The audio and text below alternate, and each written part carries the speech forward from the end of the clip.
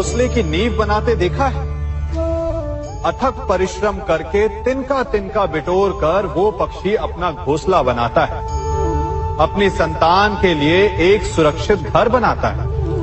और फिर कहीं से तीव्र आंधी आती है, भारी वर्षा होती है और उसका घोंसला तिनका तिनका करके बिखर जाता है। फिर वो पक्षी क्या करता है? वो रोता नहीं, ना ही विलाप करता है। वो बिना विलंब करे फिर से अपना घोंसला बनाना प्रारंभ कर देता है और सफलता पाता है। फिर हम क्यों छोटी छोटी असफलता से भयभीत होकर परिश्रम करना छोड़ देते हैं? एक बात सदा स्मरण रखिएगा, हर वृक्ष कुल्हाड़ी की एक मार से नीचे नहीं गिरता, हर चट्टान घन के एक प्रहार से नहीं टूटती। सफलता पाने के लिए अनावरत परिश्रम करना ही मात्र एक मार्ग है। स्वीकारण, सत्य का स्वीकारण मनुष्य के लिए बहुत ही महत्वपूर्ण है। जब तक मनुष्य सत्य को स्वीकार नहीं करता, उसे असत्य से लड़ने की शक्ति प्राप्त नहीं होती। जब आप भोजन करते हैं तो क्या होता है?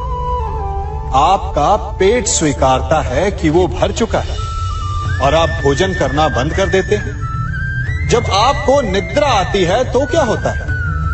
आपका मन स्वीकारता है कि आपका शरीर थक चुका है और उसे विश्राम की आवश्यकता है। उसी प्रकार जब आपको किसी व्यसन को रोकना हो तो आपको स्वीकारना पड़ता है कि बहुत हो चुका है, चाहे वो लालच हो या मदिरापान।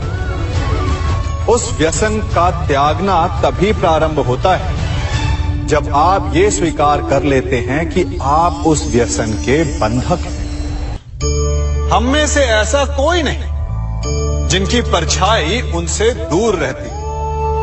हमारी परछाई सदैव हमारे साथ रहती है। कदाचित हमारी परछाई हमारे कर्मों के फलों का संकेत है। कदाचित इसी कारण कई बार हमें अपनी परछाई से भय भी लगता है, परंतु इस भय से निवारण पाने का एक साधन अवश्य है। वो है सूर्य की ओर मुख करना या किसी प्रकाश के स्रोत की ओर मुख करना, क्योंकि तब हमें हमारी परछाई दिखाई नहीं देती।